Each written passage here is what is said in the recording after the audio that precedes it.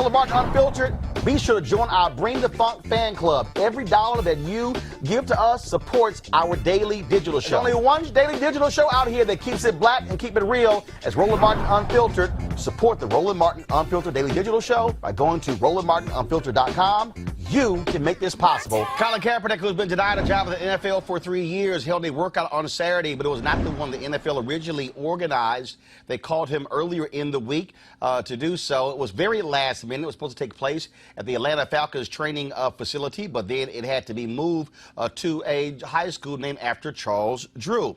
25 teams were supposed to be at the Falcons workout, but about 8 teams made it to the secondary workout. What the heck actually happened this weekend? First off, I'm going to show you what Kaepernick had to say after the workout. Press play. It's important that y'all are here. Y'all been attacked for the last 3 years. Y'all continue to be attacked. We appreciate what y'all do. We appreciate you being here today. We appreciate the work you do for the people and telling the truth.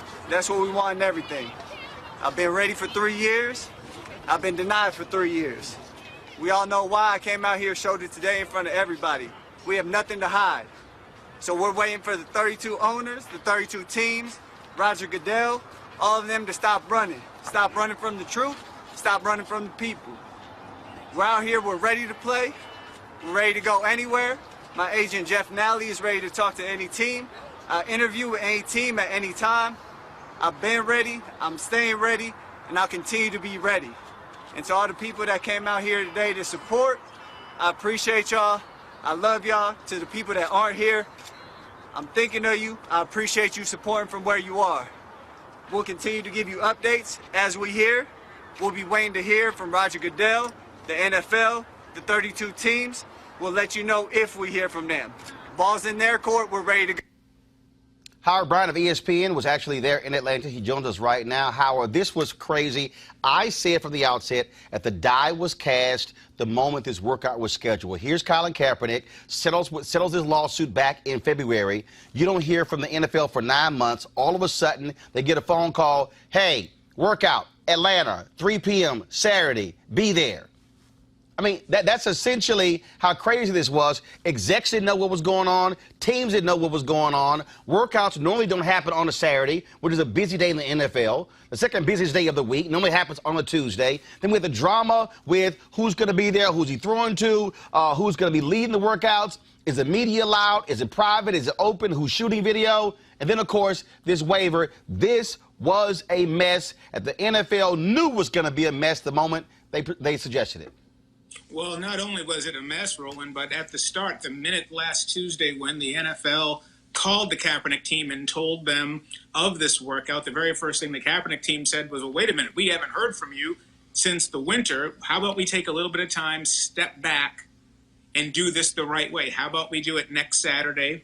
So we have, or next Tuesday, which is a work day for the NFL, because on a Saturday, you've got the coaches preparing for the next day's game. You've got the GMs preparing for the next day's game and the next week's game. And you've got all the head major scouts watching the college football games. The NFL said no to that. The Kaepernick team came back and then they counted, well, let's do it. If Saturday is such a magic day, let's do it a couple Saturdays from now so we all have time to hammer out all of these details. The NFL said no, essentially gave them a 2-hour window, not a 3-day window, a 2-hour window from 11 a.m. to 1 p.m. to say yes or no, and then that's when the scramble began. That was on last Tuesday, and by Thursday, it wasn't even clear who was exactly going to be running the workout. That's when they got Hugh Jackson, the former Raiders and former Browns coach. And so the 4 days leading up to the workout had been this rolling negotiation that never quite got settled. And when you talk about these various negotiations, people out there are saying, other sports commentators and journalists are saying, Kaepernick, he should have actually just done it. He should just sign the waiver. Now, as we understand, Mike Florio of Pro Football Talk, as well as yourself, y'all been breaking this down, that the waiver the NFL wanted him to sign is not the traditional injury waiver. No, it's not the traditional injury waiver, and the Kaepernick team says that they offered a standard waiver in place of this draconian waiver that covered virtually all scenarios that the Kaepernick team, whether it was injury, whether it was discriminatory questions, whether it was discomfort with any other of the details that were in the agreement, that they had given away all rights, that they had waived all rights to take action against the NFL in order for this workout to take place. For example, one of the key questions is, at the end of the workout, there was supposed to be an interview session with NFL executives, or the NFL, whoever was there, the NFL representatives. And suppose, just hypothetically, which really would have happened, if an NFL representative had asked Colin, are you planning to kneel if you are admitted back into the NFL? And if he said yes, and no team then chose to sign him, he would be unable. He would have waived his right to take any action against the NFL, even though that's a discriminatory practice. So naturally, they did not sign this, and it ended up being an issue that killed the deal at the last minute. And when I talked to Kaepernick's attorneys, they told me that they were under the impression that all of these details were resolvable until they weren't, up until about an hour before the workout was supposed to take place. The NFL just wasn't going to budge from a couple of those points. Now, I was watching First Take ESPN earlier, and on that show, Stephen A. Smith said clearly Colin Kaepernick and his people had this thing planned out in advance, the second workout. But I talked to Colin Kaepernick's team. I was told point blank that they had 25 minutes on Saturday, that they had their Know Your Rights campaign a few weeks earlier in Atlanta. They put calls out. The community responded. The community said, we got a location, Charles Drew High School. The people who did security for Colin Kaepernick said, don't worry about it. We're going to call other people. They're going to handle security. They were able to check the media and other people who were coming there. And so Cap's team said, no, we didn't sit here and have this thing all planned out. That it was not our idea to have a second workout. They said that they sprung to action, and it was black people, the community, who stepped up and quickly mobilized to make this thing happen. You were there. What happened?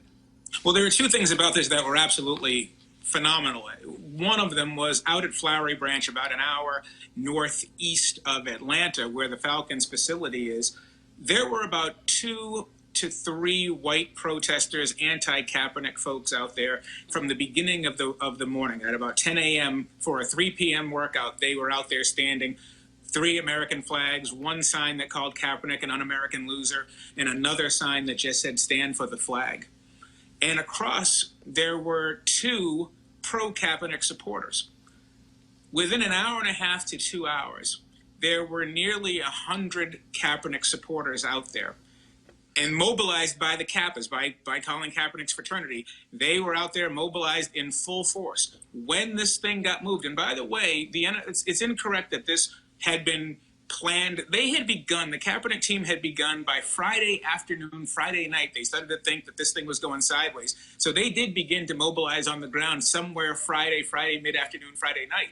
By Saturday, it was clear that there may be a need.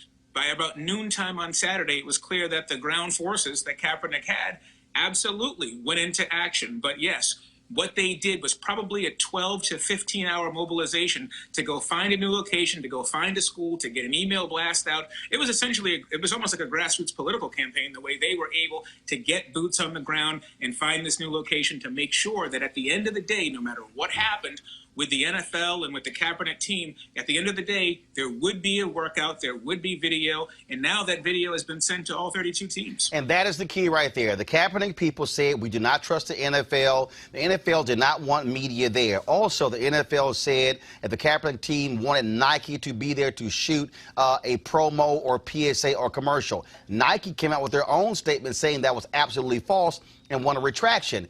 But the shooting of video is critically important because the Kaepernick team said if the NFL is the one who's going to control the video, I don't know what they're going to send out. And the bottom line is they could say he had arm issues. They could have only shown the passes that were dropped, things along those lines. But here's the thing, Howard, you tweeted this.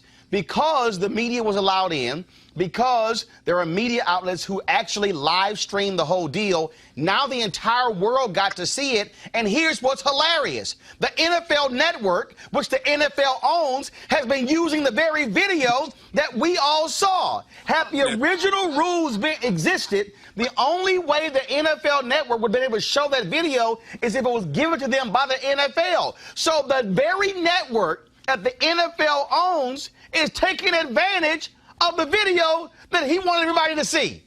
And then being upset that the workout took place at all. So on top of that, this was the thing that Kaepernick's legal team had said to me as well, that they did not think. They said, of course, with these two entities suing each other back and forth for the last couple of years, why is this such a big deal? To think that to have an extra video crew there would be a non-starter, would be a deal breaker, was preposterous to them.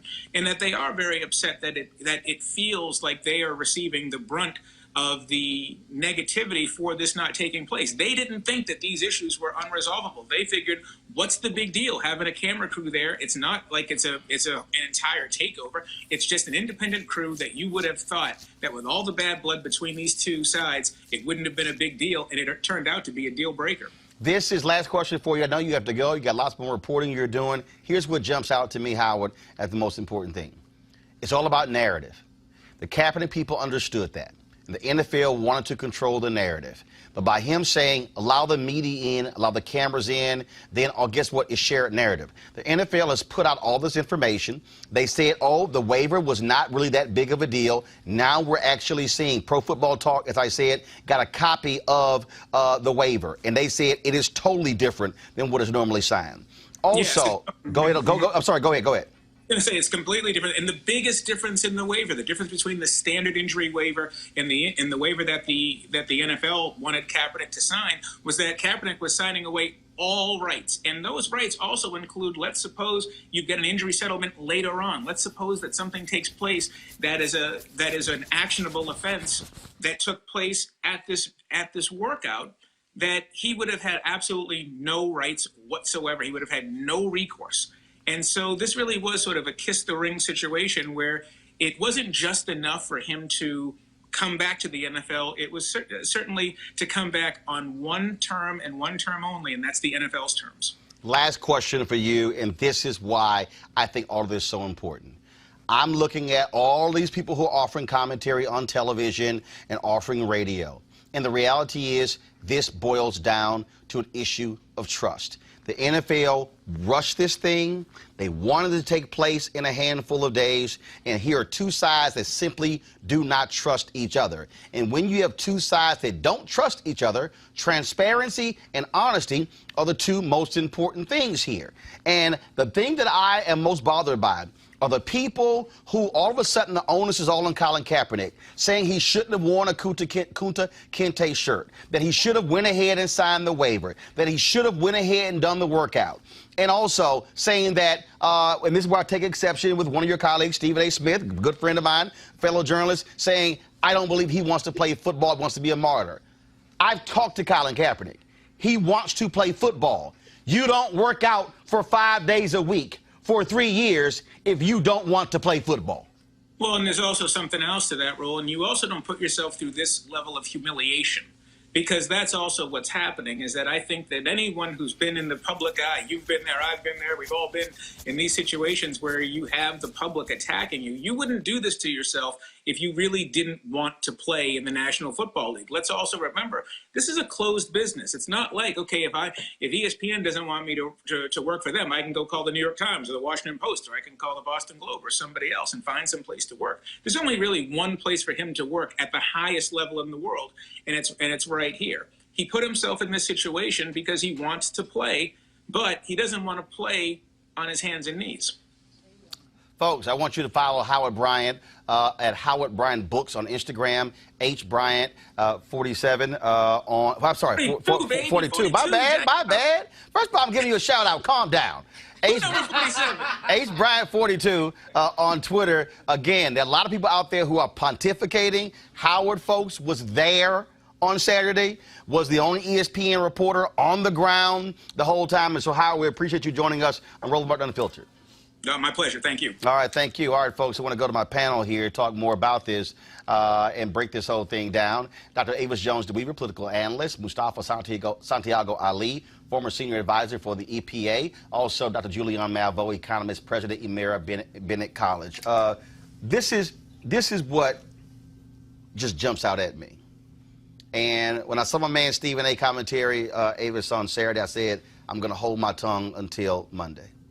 For me, when I offer my perspective, I am doing so based upon a set of facts. And the reality here is now we see, 48 hours later, what the NFL's real intent was. This is just very basic in terms of how I look at this. So if I settle on in February, March, I hear nothing. April, I hear nothing. May, June, July, August, September, October. Then all of a sudden in November, my phone rings. Workout, Atlanta, 3 p.m., Saturday, only day. My first instinct is, what the hell is going on? Yeah. Why am I all of a sudden getting a phone call? I've heard nothing from you for 9 months about a workout. I've played in the NFL.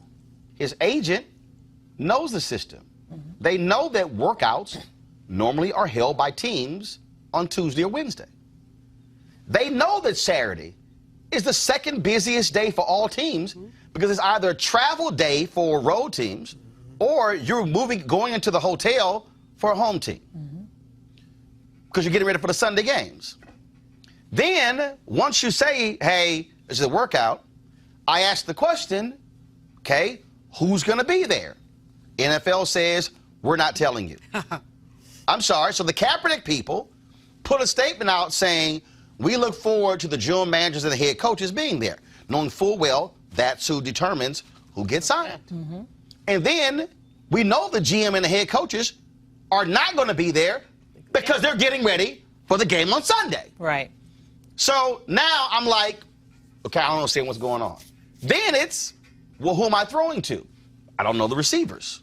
Who's leading the workout?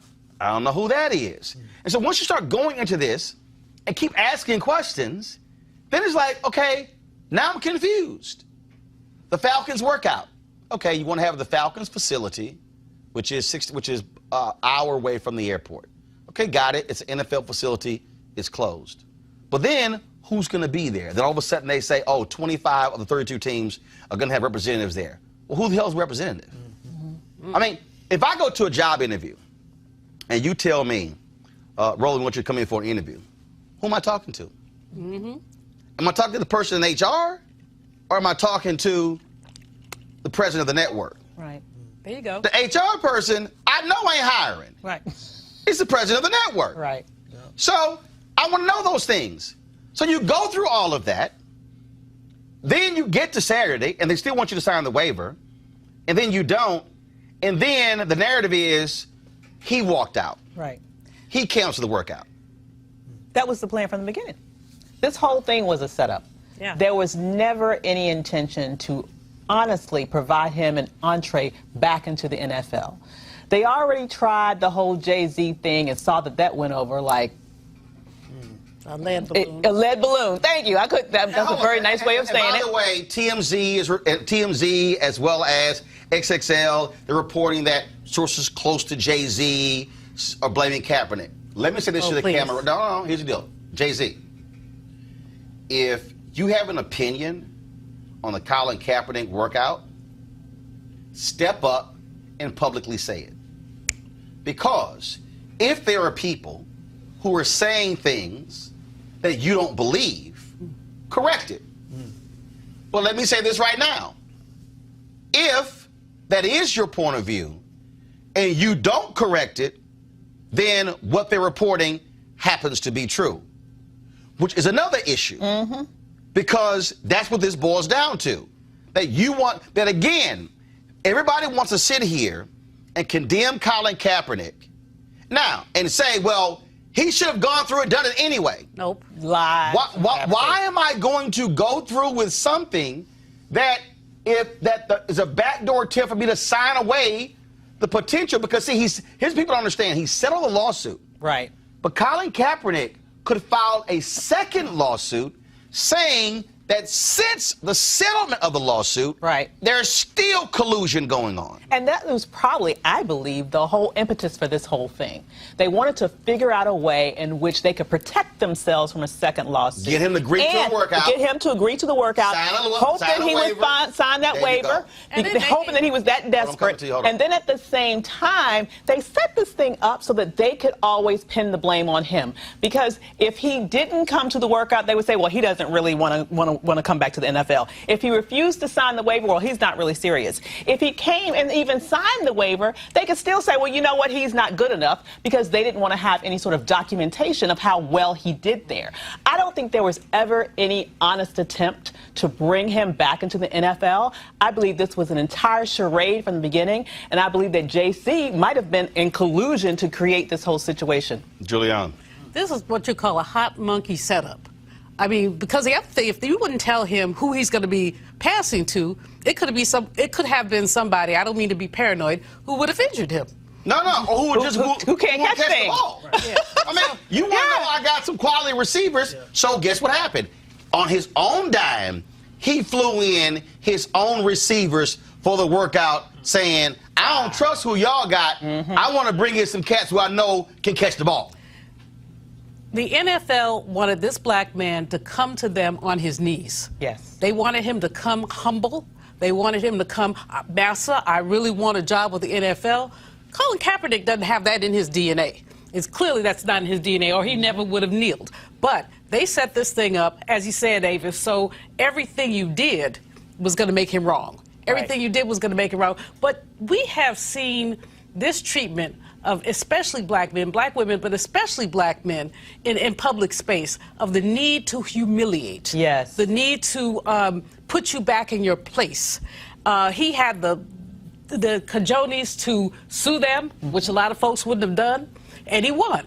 Or he got a settlement. I don't know if he won, but he got a settlement. Or got a settlement. So he had the nerve to do that, the temerity to do that. They, frankly, are still annoyed. And one of the ways to make him go away is to say, oh, we're going to have this opportunity for him to work out. Well, if they really want to see him work out, Brother Man, as our brother from ESPN says, has been working out 5 days a week. Send the camera to his workout spot. If you really want to see him work out, don't set up some phony thing as they did. Mustafa, it's very interesting to me. I've heard people, very smart people, say Colin shouldn't have settled. That he should have taken this all the way. He should have exposed all of this. But the people who are saying that are not cutting him a check. That's right. Hello. For real. Right. So first, we don't know what the settlement was. Right. Okay. And we know it's between $1 and $10 million. All right. Let's say it's $5 million.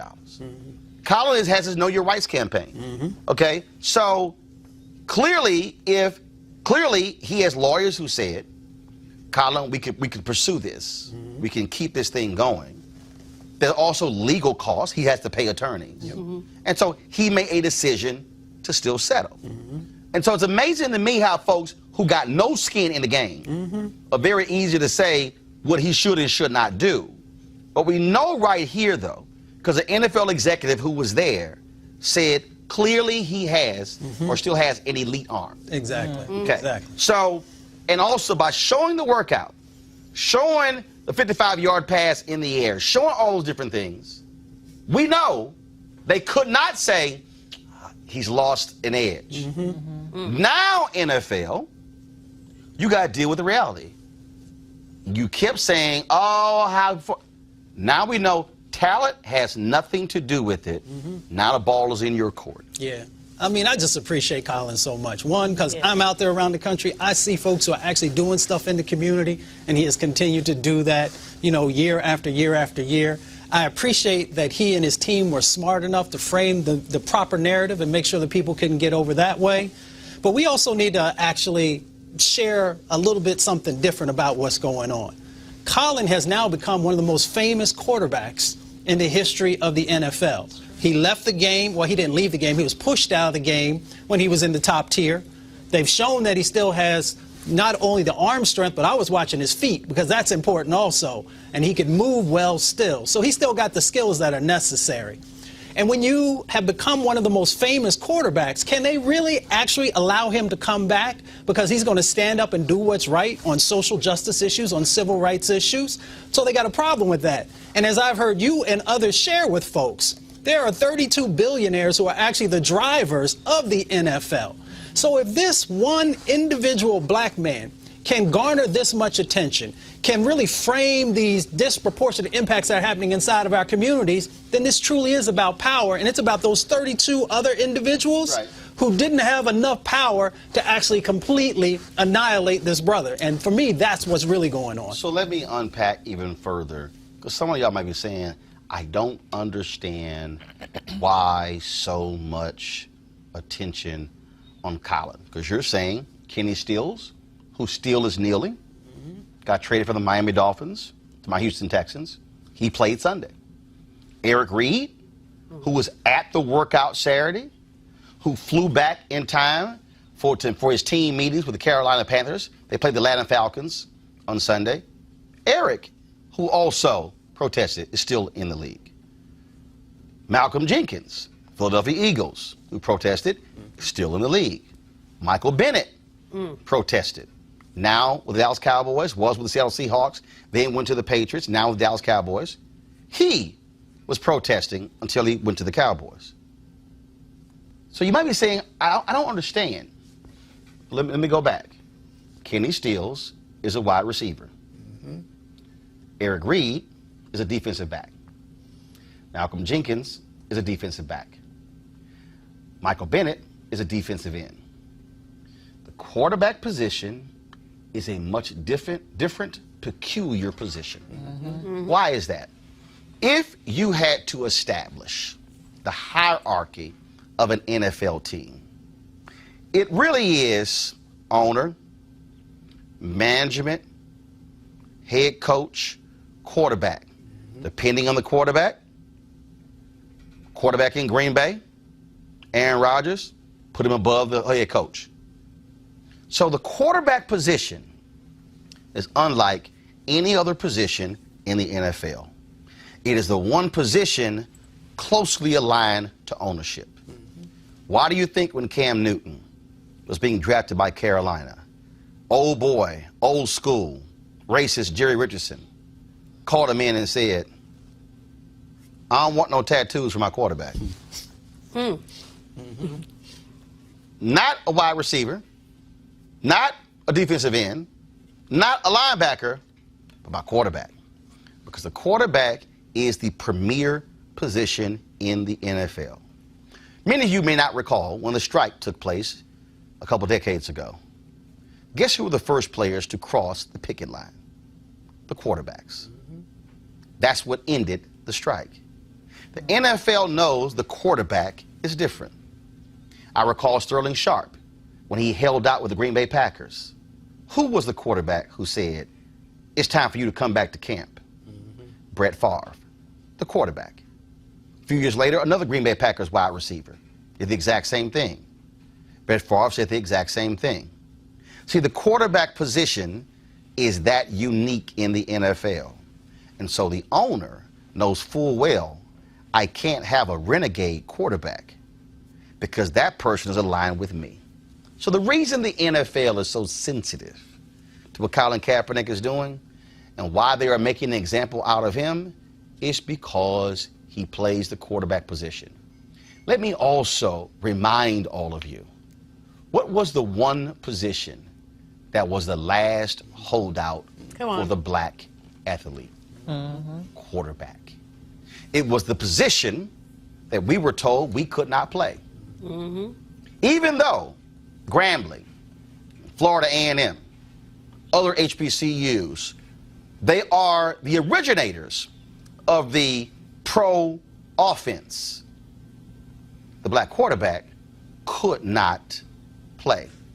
In fact, Grambling and Florida A&M set up their offenses to specifically create a similar scenario where their quarterbacks could play the next level But the NFL refused to play black quarterbacks. If you were the black quarterback, it was, you had to have the intellect to read the defenses, to understand what was going on. They said we could play every other position besides that. On defense, what was the quarterback position? Middle linebacker. That was the last position that we could play. We could play the speed positions, wide receiver, defensive back. We could play offensive line, defensive line. We could play running back. But they said on defense, y'all can't play middle linebacker. And on offense, y'all can't play quarterback. You need to understand the history of the NFL and what is going on here. The reality is, what they don't like is that Colin Kaepernick refuses to say Toby. And the reality is there are lots of people who are in media, who are black, who have said Toby. There are individuals who are on social media who have said Toby.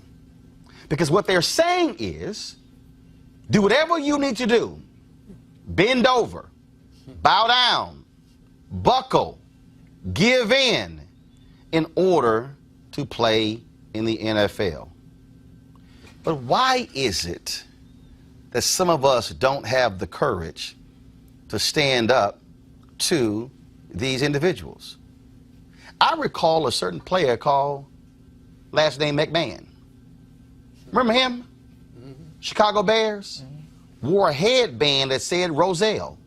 Thumbed his nose at the NFL, at the commissioner. Did whatever he wanted.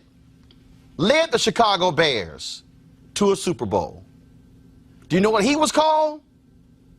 Eccentric. He was called a renegade. Was he ever kicked out of the NFL? No, he wasn't.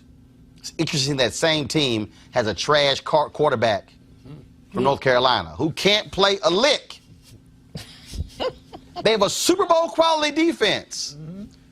But they literally are going to lose because they will stick with a loser quarterback than sign somebody like Colin Kaepernick. Folks, we deal with facts, and we understand the facts in this case here. And the bottom line is this here. There is no other reason that Colin Kaepernick is not in the NFL other than the fact that he plays quarterback and he dared to challenge a country when it came to the police brutality and the killing of black men. This has nothing to do with the anthem, has nothing to do with the flag. What it has to do with is institutional racism in this country where people are more concerned with a piece of cloth as well as the hurt feelings of police officers than they are with the First Amendment. You cannot praise the symbols that you say Colin Kaepernick was against, such as the flag and as well as the anthem, if you can't praise the First Amendment that the man used, and that is the right to protest. We'll see what happens next. I doubt very seriously that any team is going to call Colin Kaepernick because the last thing they want is Kunta Kinte playing quarterback. All right, folks, back to our Roland Mark Unfiltered video in just one moment. All right, folks, as the marijuana momentum continues, our friends at marijuanastock.org have already reached more than half of their funding goal for the hemp CBD investment. That's right. If you want to take advantage of this great opportunity, you need to do it now because it won't last much longer. If you don't know, I'm talking about the hemp plant, the good cousin to marijuana with a much higher concentration of CBD. That means hemp gives you all the medical benefits of marijuana without getting you high. Now, if you don't know, hemp farming is now legal in the United States, creating one of the largest commodities worldwide. It is an investment opportunity, and that's where the folks at 420 Real Estate come in. Their business model is simple. They buy land that supports hemp CBD grow operations and lease it to licensed, high-paying tenants. That's right, they are hemp CBD landlords. You can get in on the action. As hemp continues to change the economic landscape, 420 Real Estate is allowing you to chase the American dream. The best part, you can invest in this crowdfunding campaign for as little as $200.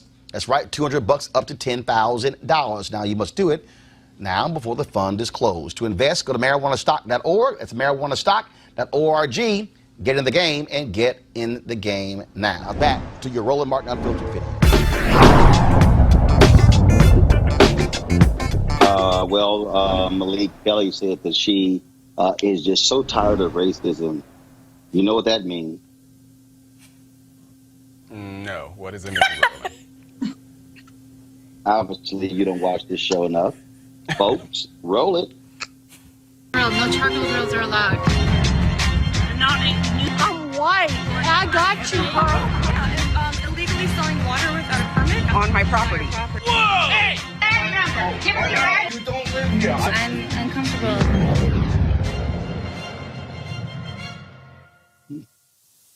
All right, folks, this is the 11-minute video. We're not going to play all of it, but a black man was trying to just throw out the damn trash. And some crazy-ass white woman rolled up on him. Let's play. I'm sorry? What are you trying to say? I can't throw away the trash? You can't throw away your trash in our bins. Yes, I can. No, you can't. Yes, I can. Could you please leave me alone or I'll call the police? You're harassing me. You are harassing me. Thank you very much. It's 911. Okay, I will. Got a racist lady here. That's a big mistake on your part. Oh, okay. Call. Look. Throwing away the trash. You know, you're going to be instantly famous. Hi. You're going to be instantly famous. You know that, young lady? Come on.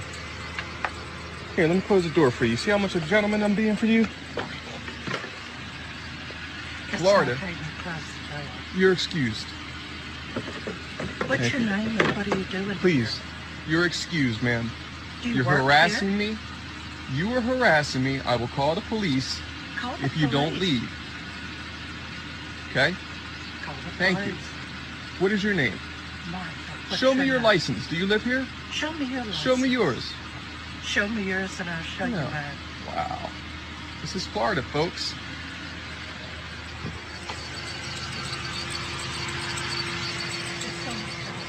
Yeah. Here we go, Martha. We have to pay Vero extra Beach. for people to come clean Okay. out. And we pay extra too. All right. Why do you don't think I live here? Because of the way I look?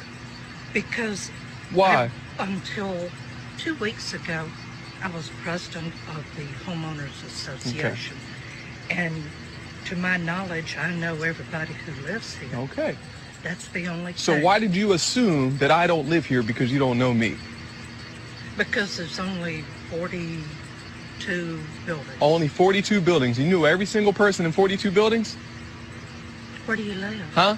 Do you know every single person in 42 buildings, man? Thank you very much. I rest my case. Do me a favor. Enjoy the rest of your day. Stop with the fake laugh and just go. All right? It's not a fake laugh. I think it's Enjoy really your day. funny. I mean, we have this happen all.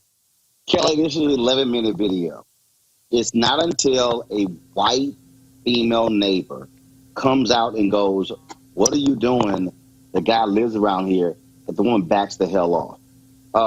This guy, first of all, if I was him, I would have called the cops on her ignorant ass in the first 2 minutes. But this is literally the harassment that black people have to deal with just for being black and just for throwing the trash out. How much of a life does this woman not have to mind the business of someone else doing something as simple as taking out the trash?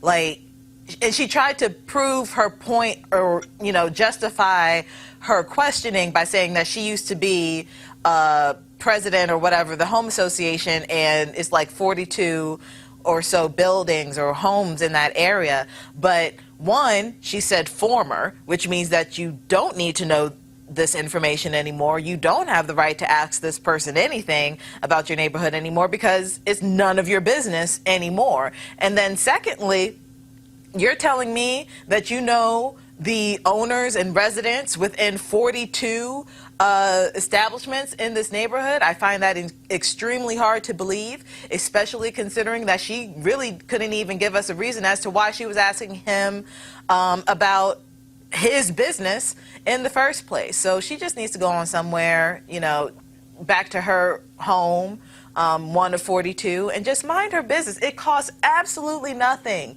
to mind your own business. It is free. One of the few things in this world that is absolutely free. Just do it. Leave people alone. It'll help Teresa, you out. It was trash. It was trash. And she literally was blocking him. She was blocking him from driving away. It's a disgrace. It looked like the woman wanted a confrontation. She wanted to exude whatever power she felt she had.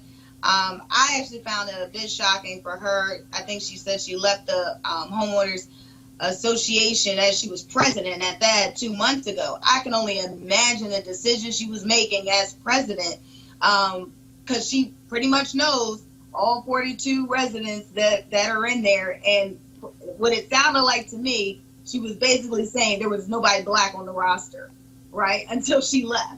And then some African Americans moved in, which is really unfortunate. Again, this is what we have to deal with daily.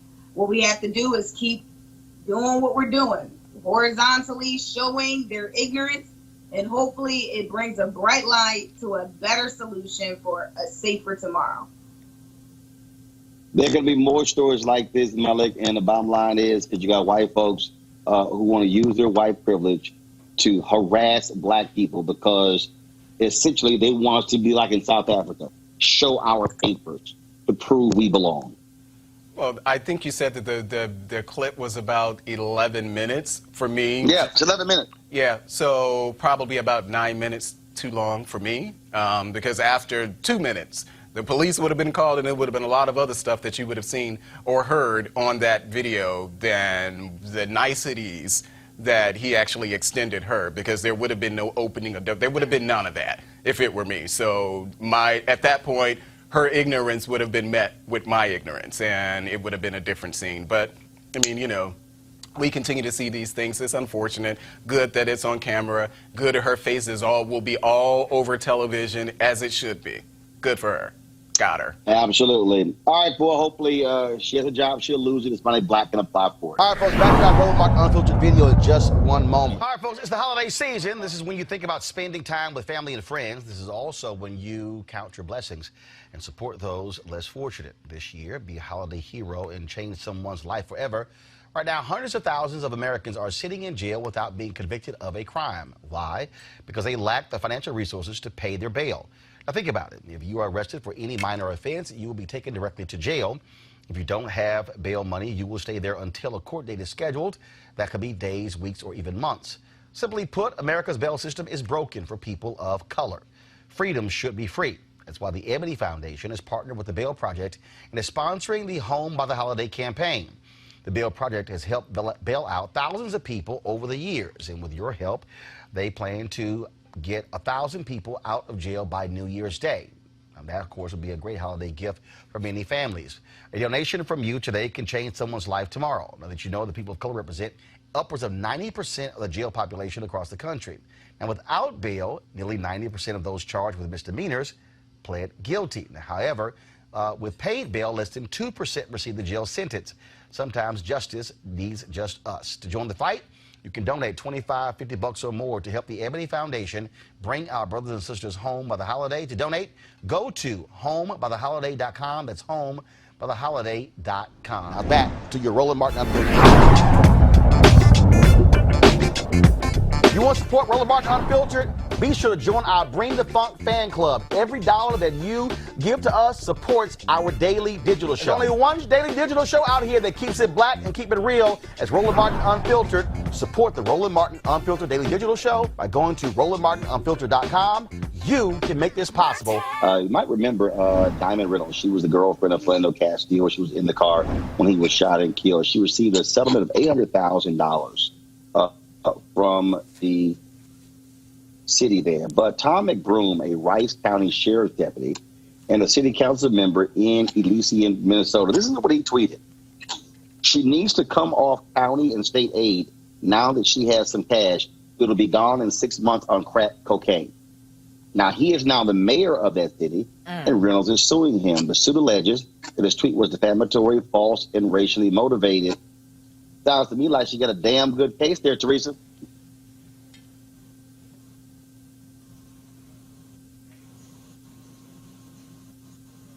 Teresa? Yes. I'm Sounds sorry. to me like she got a damn good case there. The man said she's going to be on crack cocaine. Oh, absolutely.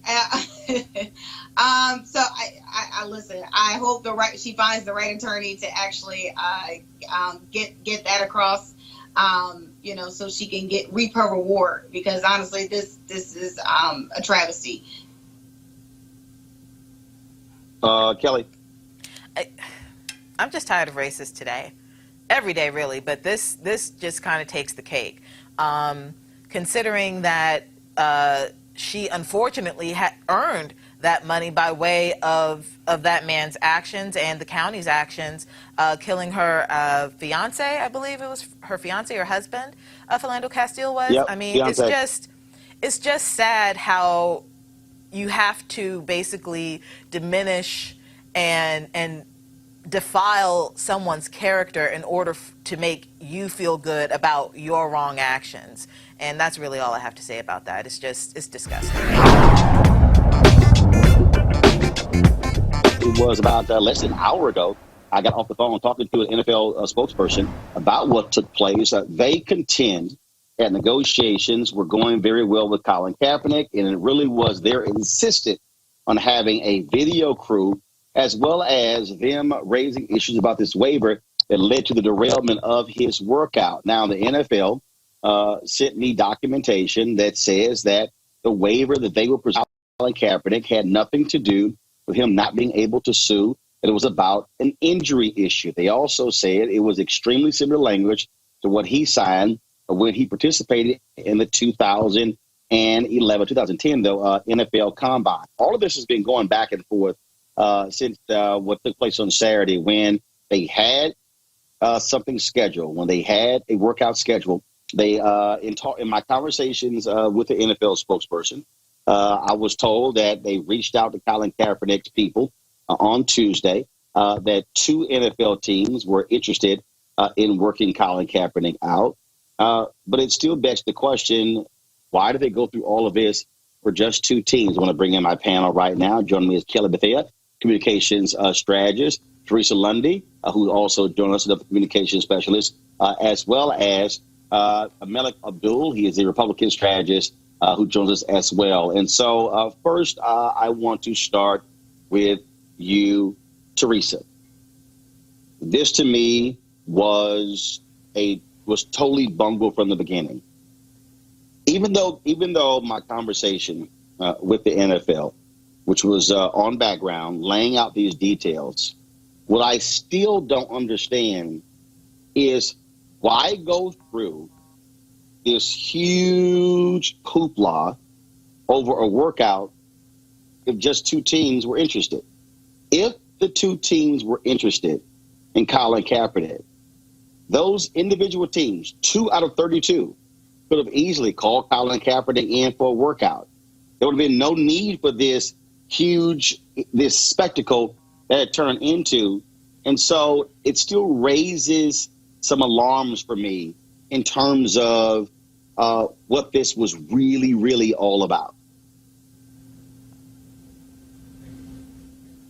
The Colin Kaepernick narrative, where it's like they're trying to stay into their advocacy and criminal justice battle that he's going through with his own opinions, and fighting the good fight with the NFL. But it's also looks like it's trying to dispel rumors that he no longer wants to be in the league.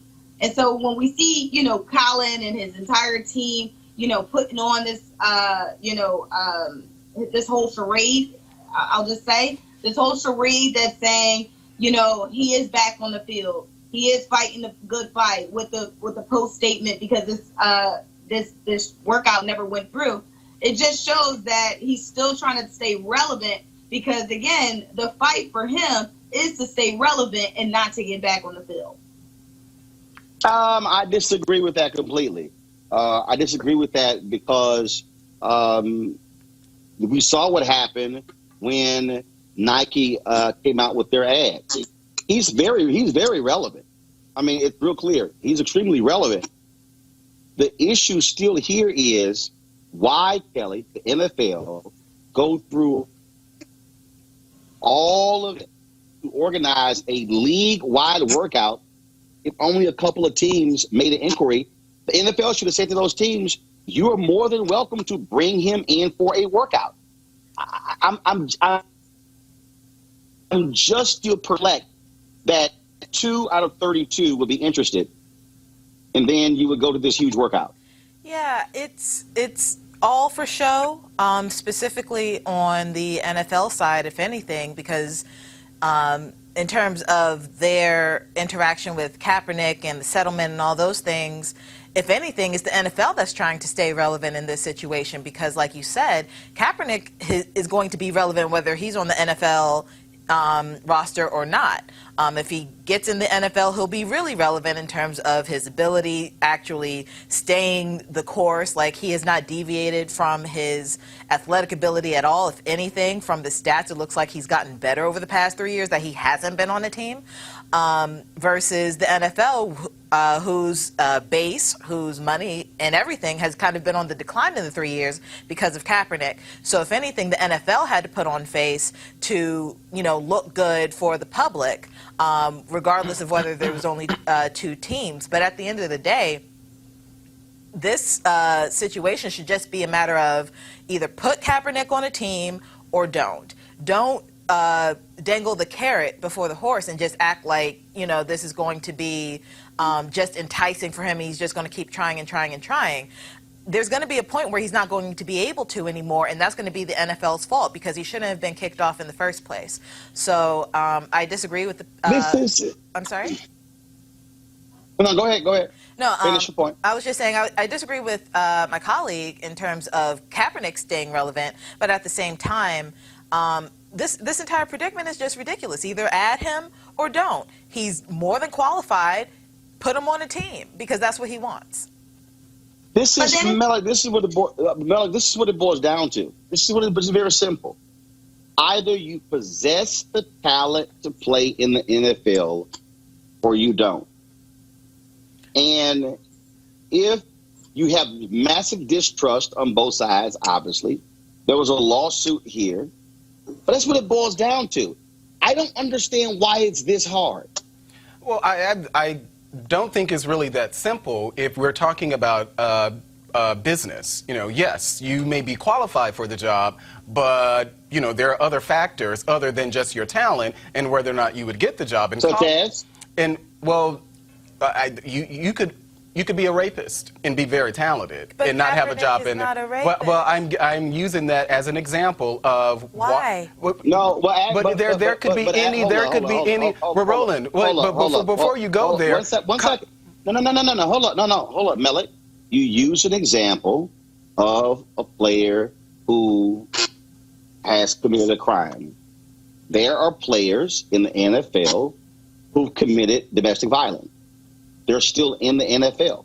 Yeah, black players. Colin Kaepernick. Hold on. Colin Kaepernick has never been arrested. Nope. Colin Kaepernick has never been in trouble. And so what does it say that the NFL is very easily willing to give somebody a shot who beat a woman as opposed to a guy who took a knee? Well, that's been a consistent conversation in the NFL, in the sports industry in general. In Colin's case, I'd push back on your notion that somehow because he's talented, that means he's not guaranteed a job. And I think that's what a lot of people Well, first of all, no, hold on, Mellick. No one is guaranteed. No one is guaranteed a job. But fact are fact.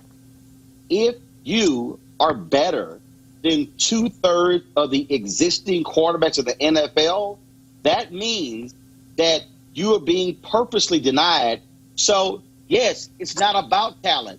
And that's the point. Well, no, for the most part, the overwhelming majority of the discussions about Colin haven't been that he's not talented enough to play amongst the rosters of players that they have out now. The question is whether or not he's guaranteed a job. So for months leading up to this Saturday, for months leading up to this Saturday workout, what we've seen from Colin is him posting on social media, I'm ready, I'm ready, I'm ready. Well, he had the opportunity on Saturday, and you spoke with the NFL yourself. So this isn't second, third, third-hand information. No, well, I actually spoke with both sides. Okay, and you spoke?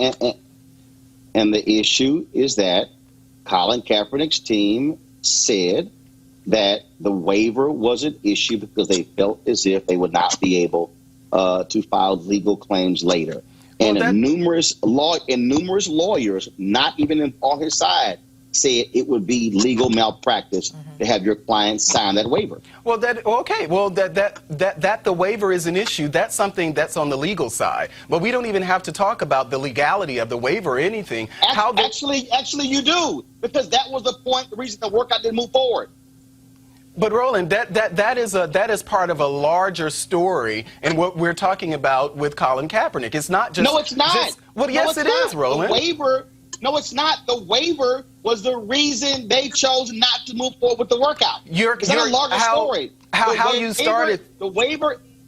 The waiver is tied directly to the workout. How you started this segment is talking about why would the NFL go through all of this if it really was about two teams. So to add actually.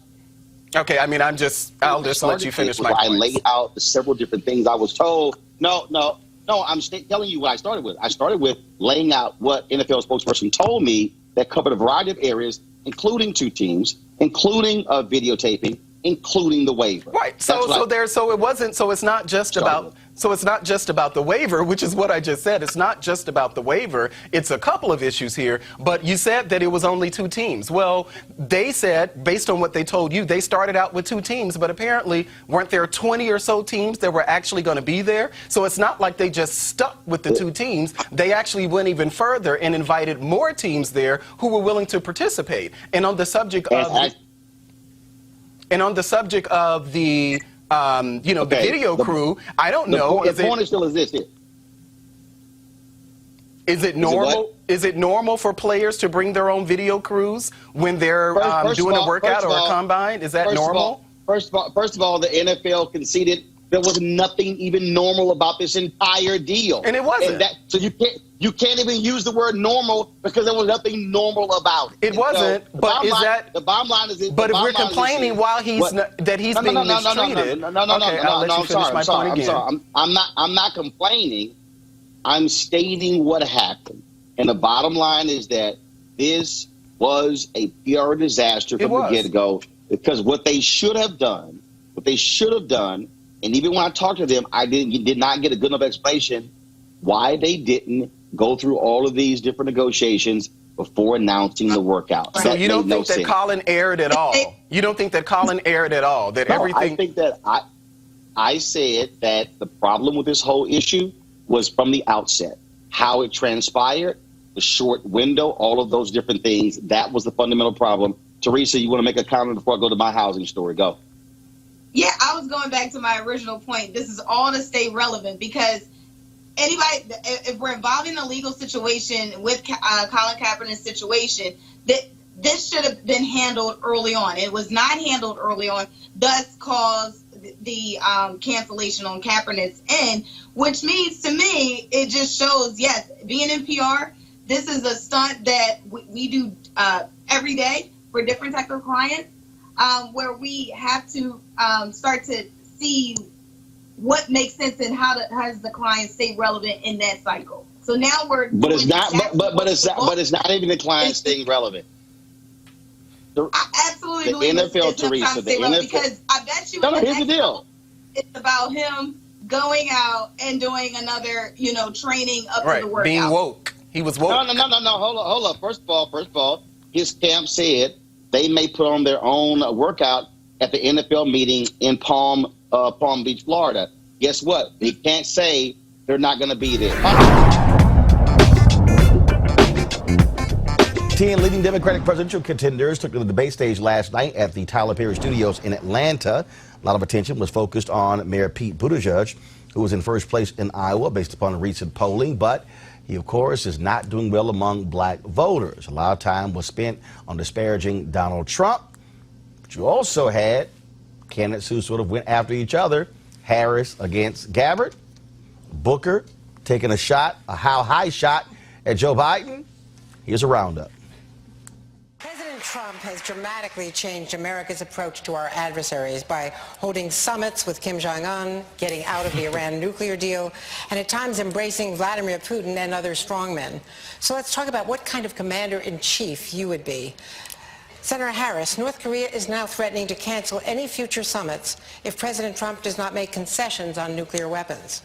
If you were commander-in-chief, would you make concessions to Kim Jong-un in order to keep those talks going? With all due deference to the fact that this is a presidential debate, Donald Trump got punked.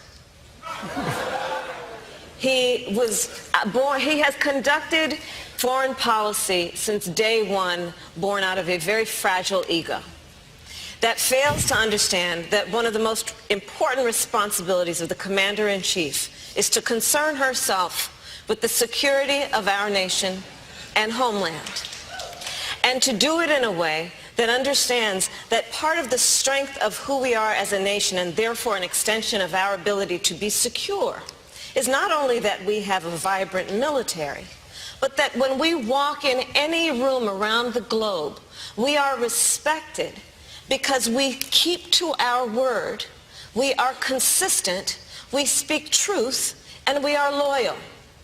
What Donald Trump has done, from pulling out of the Paris Agreement, to pulling out of the Iran nuclear deal, to consistently turning a back on people who have stood with us in difficult times, including most recently the Kurds, points out that Donald Trump is the greatest threat to the national security of our nation at this moment. But would you make concessions to North Korea to keep talks going? Not at this point. There are no concessions to be made. He has traded a photo op for nothing. He has abandoned, by shutting down the operations with South Korea for the last year and a half. So those operations, which should be, and those exercises, which should be active because they are in our best national security, the relationship that we have with Japan, he has in every way compromised our ability to have any influence on slowing down, or at least having a check and balance on North Korea's nuclear program. Senator Harris, this week you criticized Mayor Pete Buttigieg's outreach to African-American voters. You said, quote, "The Democratic nominee has got to be someone who has the experience of connecting with all of who we are as the diversity of the American people," end quote. What exactly prompted you to say that, Senator Harris? Well, that was asked a question that related to a stock photograph that his campaign published. But listen, I think that it really speaks to a larger issue, and I'll speak to the larger issue. I believe that the mayor has made apologies for that. The larger issue is that for too long, I think, candidates have taken for granted constituencies that have been the backbone of the Democratic Party and have overlooked those constituencies and they show up when it's, close to election time and show up in a black church and want to get the vote, but just haven't been there before. I mean, there are plenty of people who applauded black women for the success of the 2018 election, applauded black women for the election of a senator from Alabama. But at some point, folks get tired of just saying, oh, thank me for showing up, and say, well, show up for me. Because when black women are 3 to 4 times more likely to die in connection with childbirth in America, when the sons of black women will die because of gun violence more than any other cause of death, when black women make 61 cents on the dollar as compared to all women who tragically make 80 cents on the dollar, the question has to be, where you been, and what are you going to do? And do you understand who the people are? And I'm running for president because I believe that we have to have leadership in this country who has worked with and have the experience of working with all folks. And we've got to recreate the Obama coalition to win. And that means about women, that's people of color, that's our LGBTQ community, that's working people, that's our labor unions. But that is how we are going to win this election, and I intend to win. I wanted to return back to this issue of black voters. I have a lifetime of experience with black voters. I've been one since I was 18. Nobody on this stage should need a focus group to hear from African-American voters. Black voters are pissed off, and they're worried. They're pissed off because the only time our issues seem to be really paid attention to by politicians is when people are looking for their vote. And they're worried because the Democratic Party, we don't want to see people miss this opportunity and lose because we are nominating someone that isn't trusted, doesn't have authentic connection. And so that's what's on the ballot, and issues do matter. I have a lot of respect for the Vice President. He has sworn me into my office as a hero. This week I hear him literally say that I don't think we should legalize marijuana. I thought you might have been high when you said it. and let me tell you, because marijuana in our country is already legal for privileged people. And the war on drugs has been a war on black and brown people. And so let me just say this. With more African Americans under criminal supervision in America than all the slaves since 1850, do not roll up into communities and not talk directly to issues that are going to relate to the liberation of children, because there are people in Congress right now that admit to smoking marijuana, while there are our kids are in jail right now for those drug crimes. And so these are the kind of issues that mean a lot to our community, and if we don't have somebody authentically, we lost the last election. Let me just give you this data example. We lost in Wisconsin because of a massive diminution, a lot of reasons, but there was a massive diminution in the African American vote. We need to have someone that can inspire, as Kamala said, to inspire African Americans to the polls at record numbers. Thank you, Senator Booker. I'm part of that Obama coalition. I come out of the black community in terms of my support. If you notice, I have more people supporting me in the black community that have announced for me because they know me. They know who I am. 3 former chairs of the Black Caucus. The only African-American woman that ever been elected to the United States Senate. A whole range of people. My point is... That's not true. The other one is here. I said the first. I said the first African-American elected.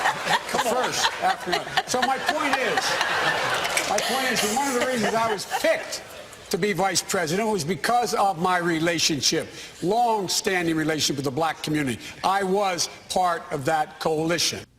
All right, folks, there were some other issues that came up as well. During, of course, Greg Carr, Chair, Department of Afro-American Studies, Howard University, Lon Victoria Burke, NNPA.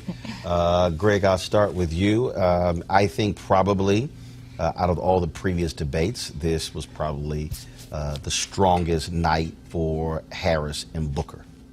Wow. I mean, you know, I was thinking about Warren. It seems the more Elizabeth Warren explains her policies, it seems to me the better she looks when people get past the shock at the beginning. And Bernie's going to be Bernie. But yeah, I think you're right. And that exchange you chose to show us, and I was asking you how that played in the room. Yeah, the gloves are off, man. I mean, but what do they have to lose? I mean, Booker obviously did what he did, but Biden, you know, Biden has nowhere to go but down. You've been saying this for a long time. He's peaked. I mean, and this erosion is probably going to correlate to black people getting more and more comfortable with the idea that we do have choices. We've got to educate ourselves. We've got to vote differently. But yeah, last night, Harris and Booker definitely. The reason I saw, if you look at, I think this debate was a tale of 2 debates. In the first half of the debate, Lauren, there was probably in the first 40 minutes, about 5 or so questions that were directed at Elizabeth Warren. I mean, I was sitting on the far left side of the floor, and you can see Andrew Yang and Tom Steyer thought were going to jump out of their suits because they pretty much got ignored for the first 45 minutes, and same with Gabbard, and it kept going back to Warren. Also, what really bothered me, I think, the most, everybody's praising the fact that you had 4 women who were the moderators, and they did a good job. Here's my issue. I think 4 people moderating a debate are far too many people. Right. 2, you're trying to cover way too many issues. Perfect example. There was one point Elizabeth Warren was asked a question about military service. Only 1% of Americans. She's the only person who got the question. Right. Then they went to a question about white domestic terrorism, and Gabbard and I think Yang, or Gabbard and Steyer. It was Gabbard and Yang. Answered the question, and I'm sitting there going, or it was Gabbard I'm sorry. Yeah. Hello, and then when they said we're going to move to race, then in the middle of a so-called race discussion, Biden gets a Me Too question, and they go back to race. It was sort of like that to me. What I felt was disjointed. I thought that was actually a mistake. It felt like somebody was reading, like Ashley Parker or one of them reading the subjects, and they went to Me Too, and you're right, they came back to race. It was so strange. Frankly, this was clearly the best Cory Booker performance, right? If you don't have him standing there, and Elizabeth Warren as well, but those two senators, if you don't have them standing there, you don't hear anything about redlining, you don't hear anything about gentrification. Right. It was actually Amy Klobuchar who brought up voting rights first without being asked. First time, right. According to Art Gurman, the first time in 32 debates that voter suppression or voting rights came up in the debate. And not because she was asked about it, because she brought it up. And it was the same thing with Elizabeth Warren. She brought up redlining because she brought up redlining and housing. Luckily for the moderators, finally housing became a question. And unfortunately, the former HUD Secretary, Julian Castro, wasn't on the stage because you have who didn't qualify. Standing there for some reason that nobody can figure out. Well, anyway, so you had those four in particular bring things up when Harris went into the thing about black women being the base, you know, the most important base for the party, most important Democrat for the Democratic Party. She brought that up on her own because I don't care what anyone says. Now, I've seen this movie too many times. If you do not have an African-American moderator that centers African-American issues, they will not come up. Period. End of story. Well, and also, if you notice, in every debate, the black person has to bring it up. Exactly. I would really like to see a white moderator bring up some questions dealing with race and not leave it to the black person. Also, it's worse than that because the dynamics of TV anchors, of course, is that Rachel Maddow wants to talk about impeachment and Russians all night. So the first 5 questions were on Russia. Then they circled back to impeachment again. Then they did North Korea, China. So we end up talking more about foreign policy than we do domestic, which I think inherently, black or white, is problematic. And so you need not only a black person with a pulse beat, you need somebody who will center black issues. Because we've seen a few black moderators that did not center anything black. Okay, I mean, it was. I mean, first of all, Buttigieg mentions Maynard Jackson in his closing statement. Right. As a local leader. I mean, it was even then. First of all, his staff did a good job of briefing him on the issues. But the thing that still bothers me when we have these debates is that you have moderators who are not paying attention to where they are. How are you sitting in Atlanta? How are you? No. I'm about to go even more specific. Right. Yeah. How are you sitting? Right. In the Oprah Winfrey soundstage. Right. Come on. On a lot owned by an African American, Tyler Perry, who invested $250 million into this studio, and you do not have a real discussion about black folks and access to capital. Well, you don't have a real discussion about how do you use your political power to drive that. That's part of Buttigieg's plan, okay, and some of the other candidates as well.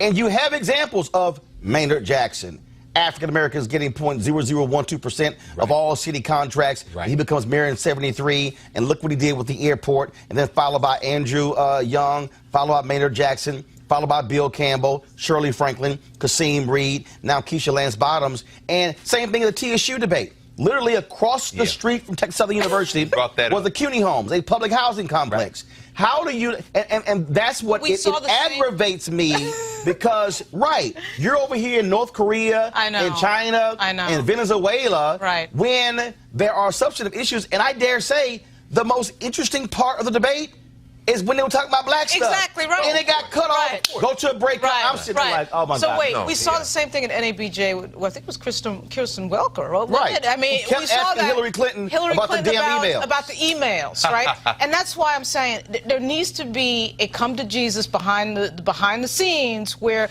we're not having this ridiculousness play out again. No, here's what needs to happen. I mean, what? Here's what actually needs to happen. When this debate was announced, When this debate was announced, it was announced, Greg, as the Washington Post and MSNBC are the co-hosts along with Urban One. And where's the Urban One? Precisely. Now, in the first two, now first of all, y'all, I ain't hating, I'm stating. In the first press releases, Urban One was supposed to air it on the Radio 1 stations and then put it on their digital properties. The last several press releases, I heard them mention Urban One. Right. Last night, when they came out and announced who was presenting it, Urban One wasn't mentioned. Here's the fundamental problem right here. The Congressional Black Caucus, they've got their debate coming up on February 25th in Charleston, South Carolina. I had a conversation with some of the CBC members last night, and here's the issue. Part of the problem is that you have these 8 black cable networks that are sitting on their asses on the sideline and not being engaged in the game. Very much true. I will name them again. You have black-owned and black-targeted. TV One, sister network is Clio TV. BET, BET Her. You have Revolt, you have Aspire, you have Bounce, and you have OWN. I'm sorry, I don't understand why the black-owned and black-targeted networks don't come together and say, we're going to put, as a consortium, we're going to sponsor the debate. Absolutely. We're going to see the 8 black networks should be the sponsor of that February 25th debate in Charleston, South Carolina. That debate shouldn't be on, and if a CNN or MSNBC or somebody else wants to air it, fine. But those networks should control the damn moderators, control the questions, so you're getting a substantive conversation. So part of the problem here is that the black networks are sitting on the sidelines and unwilling to get in the game. Absolutely, absolutely. And in fact, 2 of them you named, Oprah Winfrey Network and BET, now that Tyler Perry has a much closer relationship with BET, you would think that that would be non-negotiable. They would start with that. I mean, even last night, they're sitting in Atlanta. But, you know, it's interesting, Roland, because it makes me think about this, listening to you and Lauren talk, and, you know, knowing that you understand the way that you understand the intricacies of how the political machine works. I wonder how shocked people will be when the primaries start and the percentages of people who get certain demographics vote may not match up with the way things have been polled or reflect the things that are discussed in the debates. I mean, Buttigieg is polling at 0 in South Carolina, so we kind of know what to expect with that. But I wonder, because the ground game of some of these folks, I think about the Sanders campaign in particular, I don't know that some of these same people who are asking about impeachment and Russia and Ukraine will be shocked to find out when the votes come in that the things they were asking about won't be reflected in the exit polls when the people vote differently than they. That happens every time. That happens every time because first of all, let's just be real. Nobody votes based on foreign policy. So we spend half the night talking about China and North Korea, and impeachment is a domestic issue, but really we're talking about Ukraine and Russia. So I get that Maddow, and I love Andrea Mitchell and Rachel Maddow. But their expertise is typically wanting to talk about impeachment and foreign policy, right? So I knew when I saw those 2 moderators what type of evening it was going to be. Then when we get to domestic, you know, there's like this need to, and no offense, because we all have our pet issues. If I'm one of the moderators, I'm not talking about any of the stuff they're talking about. You know, I'm going to keep it all basically domestic. But you knew, too, with 4 female moderators, you're going to get a Me Too question. You're going to get a women's issues question. You get reproduction rights. It's all good. But you're in Atlanta. And I have no problem with that. Right. But again, I don't either. But the city you're in, the number of black people who are sitting in the room, and yeah, folks, I'm there on the floor. Sitting on that floor was Congressman John Lewis, Ambassador Andrew Young, you had state reps, you had Thurman, of course, who is over the county there, county CEO. You had the district attorney there. You had Mark Morial, Derek Johnson, Derek of the NAACP. You got Sharpton. You got all these folks who are sitting in the audience. And again, it is maddening, but I will say it again. Let me say this again before I go to a break.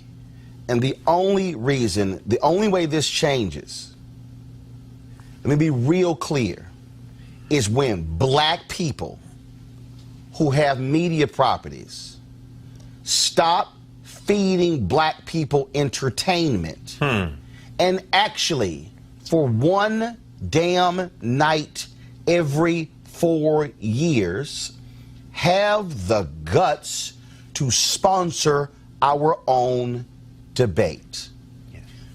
Some of y'all, yes, that was a town hall between CNN and TV One in 2016. I didn't want to do it with CNN. I told Alfred Liggins we should do it ourselves. We didn't need them to have to do it. And that, to me, is the problem. And that is what is angering me about what is going on. Black people, we actually have the power. The largest delegation in the House Democrats, the Congressional Black Caucus. Trust me, African Americans can go to Tom Perez and look him in the eye and say, award one of these debates to a black network. When ABC had the debate, Univision was sitting on the stage. Yes. Jorge Ramos was sitting on the stage. Right. But the problem is that it's a little hard for black networks to do that when you don't even do black news. 1,344 hours a week, not 1 hour dedicated to news. So let me go ahead and say this again, okay? We cannot blame the Democratic Party for black networks not sponsoring a debate, because they turn the debate over to the networks. We can't blame anybody else. It's black media folks who need to step their game up and actually do this. And that, to me, is part of the problem. And you're going to see, and you would have more questions that are being asked, and it wouldn't be filtered through a mainstream media prism, because even when the CBC has that debate on February 25th, because it's not going to be black media actually conducting it, it's going to be filtered through a mainstream media prism. Wow. And if there's another story that's a big story that day, something blows up in Europe, guess what's going to be the lead questions? Those particular issues. And folks, that's the difference when you have black folks who understand their power. And trust me, all you black networks, you can live without your entertainment ratings for one damn night every 4 years. It's not going to somehow destroy your business model if you can't show a sitcom or an award show or a drama or a comedy for one night every 4 years. It's only our country. All right, folks, back to that Roland Martin Unfiltered video in just one moment. All right, folks, let's talk marijuana. The folks at marijuanastock.org have already reached more than half of their funding goal for this hemp CBD investment. That's right. If you want to take advantage of this opportunity, you need to do it now because it won't last much longer. Now, if you don't know, I'm talking about the hemp plant, the good cousin to marijuana, with a much higher concentration of CBD. That means hemp gives you all the medical benefits of marijuana without getting you high. Also, if you don't know, hemp farming is now legal in the United States, creating one of the largest commodities worldwide. Now, it's an investment opportunity for all of you, and that's where the folks at 420 Real Estate come in. Their business model is simple. They buy land that supports hemp CBD grow operations and lease it to licensed, high-paying tenants. That's right, they are hemp CBD landlords, and you can get in on the action. As hemp continues to change the economic landscape, 420 Real Estate is allowing you to chase the American dream. The best part, you can invest in this crowdfunding campaign for as little as $200. That's right, anywhere from $200 up to $10,000. To invest, go to marijuanastock.org. That's marijuanastock.org. Get in the game and get in the game now. Now back to your Roland Martin Unfiltered. You want to support Roland Martin Unfiltered? Be sure to join our Bring the Funk fan club. Every dollar that you give to us supports our daily digital show. There's only one daily digital show out here that keeps it black and keep it real as Roland Martin Unfiltered. Support the Roland Martin Unfiltered daily digital show by going to RolandMartinUnfiltered.com. You can make this possible. Of course, Arikana Chiambori Quayle served as ambassador to the African Union for 3 years here to the United States before she was let go. The African Diaspora Congress has an online petition demanding her reinstatement. They say she was fired because of influence and pressure exerted on African leaders and people by the former colonial powers of Europe. And now, of course, we had the ambassador on a couple of weeks ago after she, of course, was terminated. And she says that the pressure continues on her. And now folks are trying to tarnish her name and reputation. She joins us right now. Glad to have you back. So since we last talked, what has happened? Well, out of the blues, 5 weeks after my termination letter, there is now another communique that came out a few days ago where basically I am being accused of a slew of things. Projects that I initiated in order to deliver on my mandate, they are now claiming they were not AU supported, which is quite ridiculous. Because those projects were based on what I used to request my budget. There was no budget when I first came in, the first year. So I had to present a budget specifically stating what activities I wanted to engage in order to deliver on my mandate, which are the two mandates, promoting Africa in the Americas, as well as galvanizing the African diaspora to participate in the development of Africa. That I did. The budget was given. I proceeded with creating the programs. These programs, quarterly, I would report back to the headquarters every program that I would have implemented. The main three ones were, for example, I organized the women into an association that they called the Pan-African Diaspora Women. This was not a registered entity.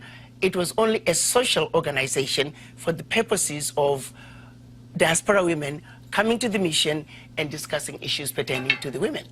I also created the Pan-African Diaspora Youth. This was for young people. Also, they would come and would discuss their issues.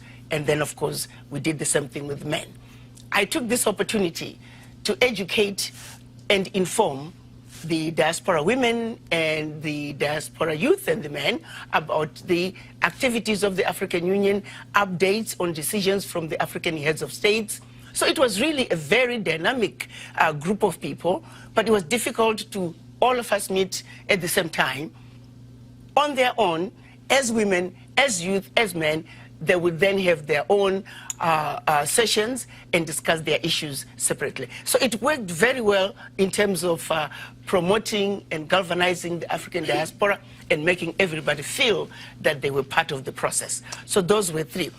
Trying to claim that I registered them illegally. They're not registered. I simply brought the diaspora together, which was part of my mandate. The other thing they're accusing me of having done, I had a program which was a joint activity between the State Department and the African Union Mission. The young African leaders from the continent came together and spent a day with young African leaders in the diaspora. It was a beautiful event. The youth engaged with each other. It is those kind of relationships that are going to give us the results that we need. Some of them have engaged in relationships that have lasted even to this day. That is what we need. We need to engage our young people. Again, even though this was with the State Department, they say it's not part of the AU program. The other program that I implemented was Miss African Union. It was an amazing event.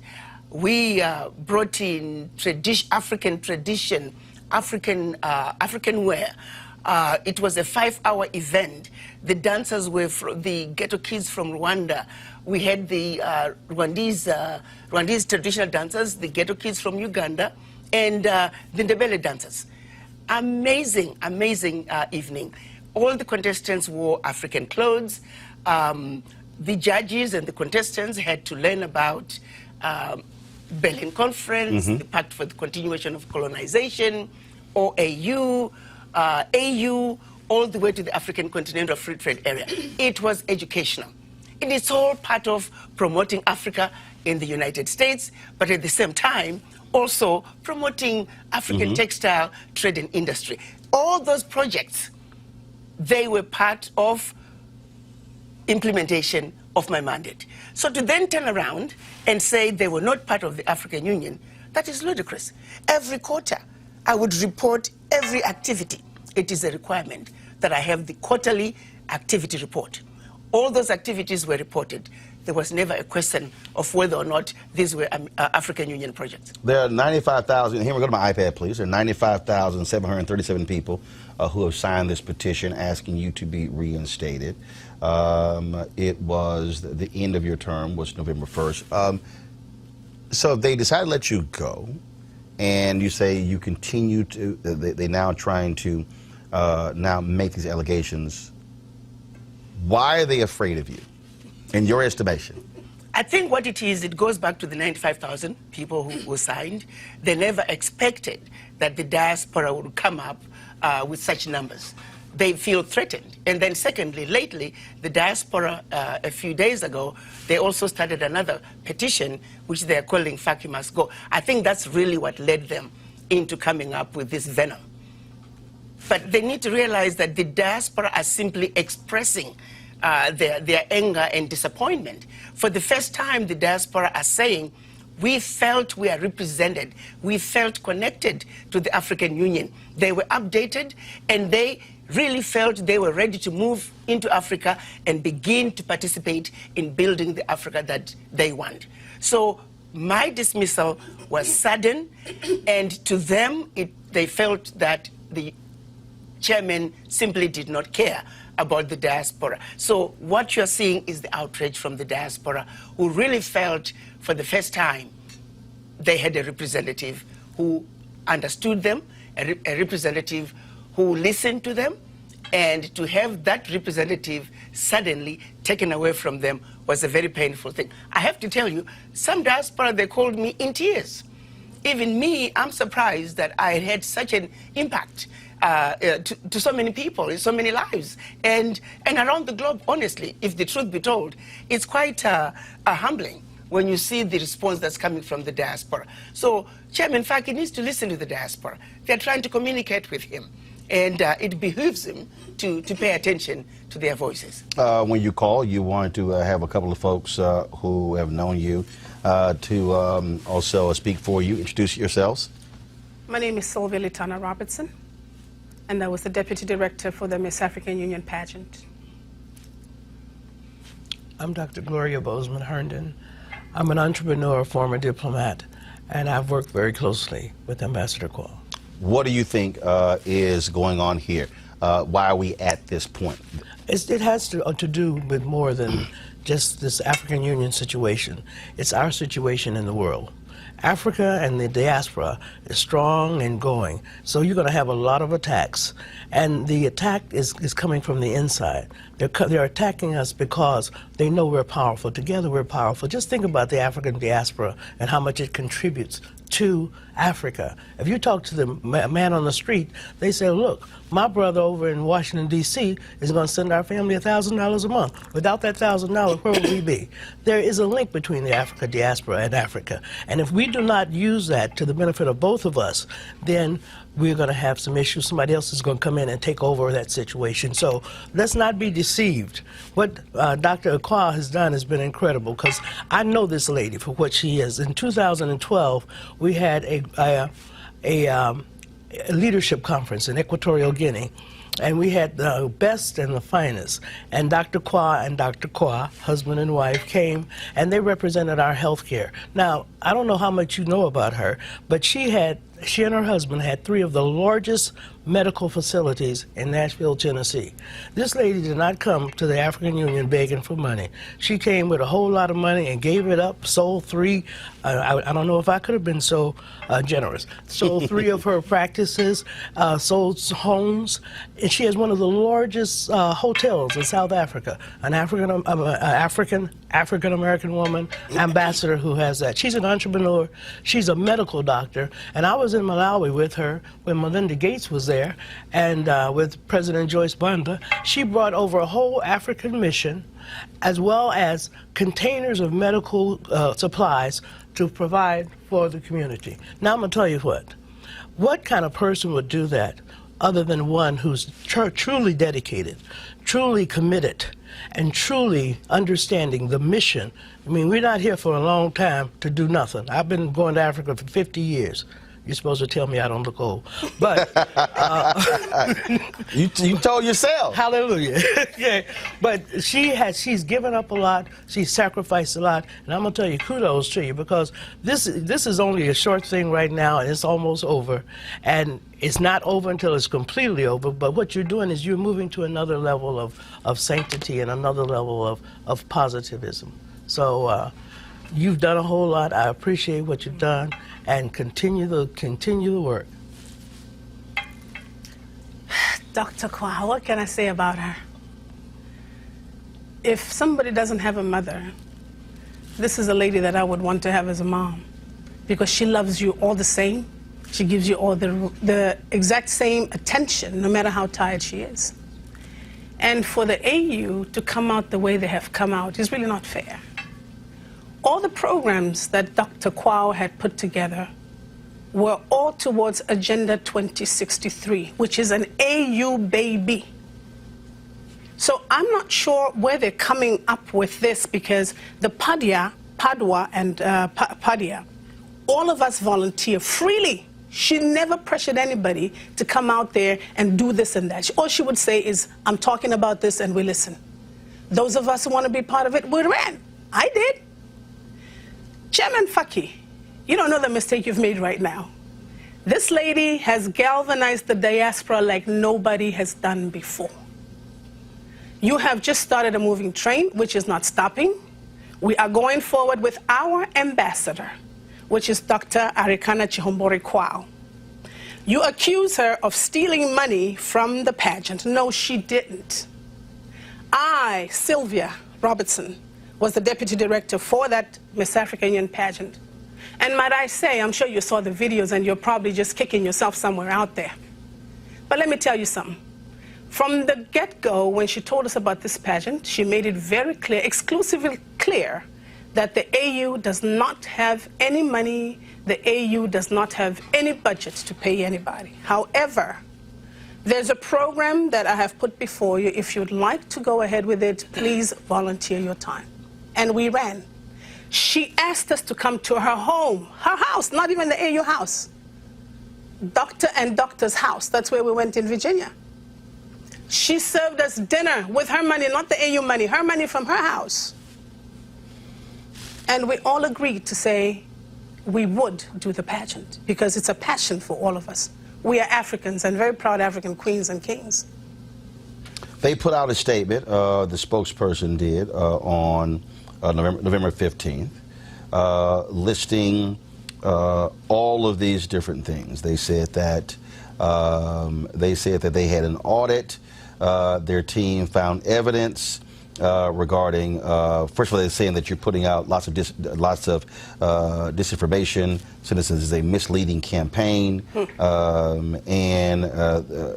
say that there were different things that were conducted, the following without prior knowledge or consent and against the rules of the African Union, utilizing the African Union logo, presenting themselves as official AU programs and organs, using the name of the AU, and then going on and on and on. And said, in this regard, they have written confirmation from you that the aforementioned initiatives activities were her private engagements initiated by herself with no relationship to the African Union nor any of its organs. And so this was put out by, is it Eba Kalando, spokesperson to the chairperson for the African Union Commission.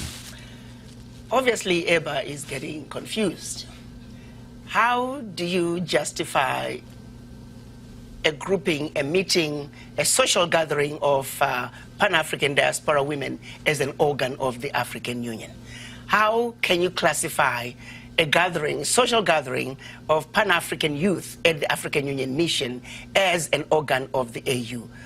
The same thing with Pan-African diaspora men. It's ridiculous. The other two items they have there is some electoral commission entity. I have no idea what that entity is, and they know it. There is another one called AU Trading LLC. Again, I have no idea what those two entities were, and they know it. But I told her that. I told her, I don't know where those entities came from. You're welcome to look them up.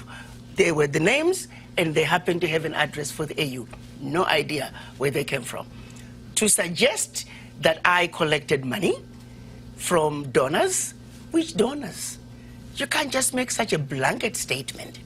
The Chevron issue, Mel Foot of Constituency for Africa, told you that the money never came to me.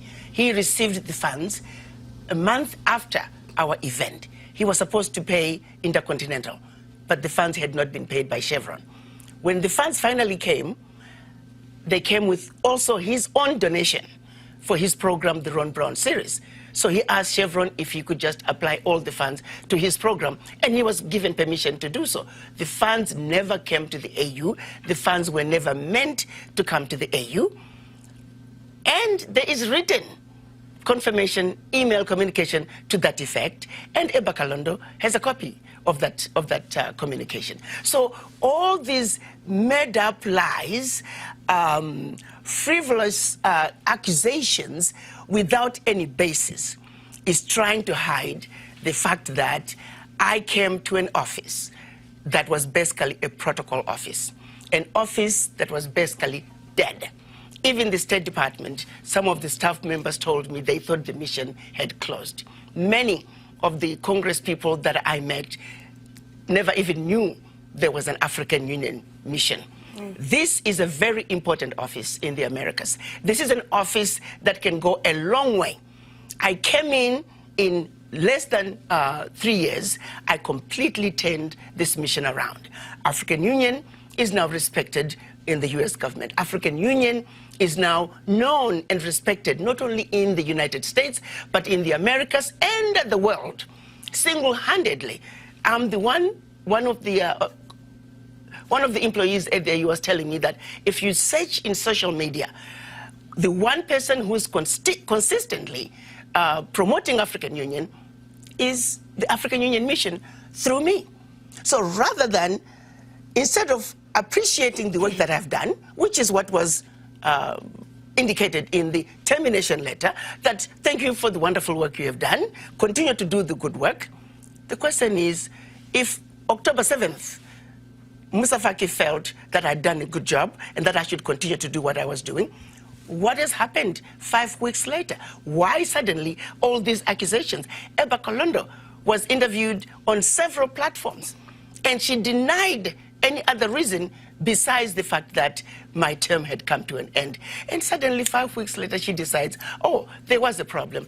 All of it totally frivolous. Everything I did was in line with delivering my mandate. How else could I deliver my mandate if I did not create this program? I do want to ask you this question here, and that is, I saw one of the stories. So you, obviously, your criticism in terms of France's role, and there have been a couple of countries that based on announcements on that. Benin? Yes, yes. Benin president is now also is talking about requesting repatriation of the country's deposits to France. Well, that's certainly a positive advancement. That is a huge, huge announcement, and we hope that France is not going to give Benin a difficult time in receiving and repatriating those funds. We also hope... And how much are we talking? Oh, my God, trillions. Trillions. It is not pocket change. That's just Benin. And remember, there are 14 countries. So we hope that all of them, Central and West African countries, can do the same. But they have to come together and do it at the same time. All right, then. Well, look, we certainly appreciate it. Thank you for all of you who being here. And we'll see what's next. And I've reached out to them to see if they will come on this show to share their thoughts, and hopefully they'll do so. I also wanted to just say one thing. I think as an African, I'm quite disappointed at the behavior coming out of the chairman's office. His behavior is unbecoming of such a high office. As Africans, we deserve better. And especially when it comes to the African Union. And today, in view of the African Continental Free Trade Area, trying to alienate the African diaspora is a big mistake. The African diaspora are not going anywhere. The African diaspora are the African Union. They are committed to playing their part in building the Africa that we want. So, Chairman Faki, we are asking you to please respect the office, and the diaspora are here to stay. Listen to them. They're trying to speak to you. All right. We appreciate it. Thanks a lot.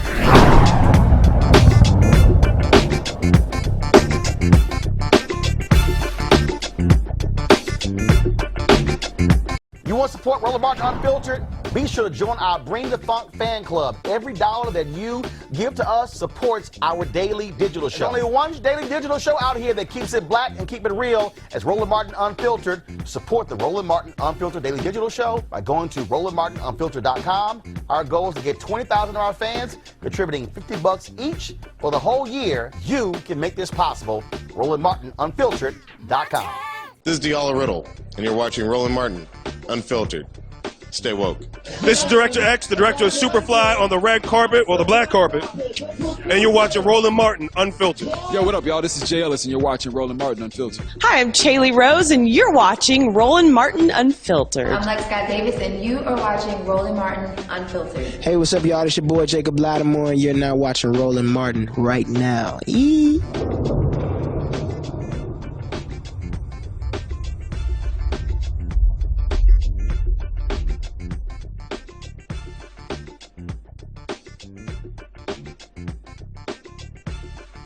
You want to check out Roland Martin Unfiltered?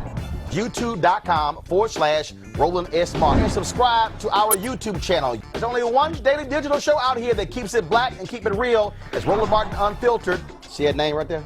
Roland Martin Unfiltered. Like, share, and subscribe to our YouTube channel. That's YouTube.com/Roland S. Martin. And don't forget to turn on your notifications so when we go live, you'll know it. Hey fam, want to check out Roland Martin Unfiltered, the blackest show on all of digital, cable, and broadcast. Check out our audio podcast. There's only one daily digital show out here that keeps it black and keep it real. It's Roland Martin Unfiltered. Press play.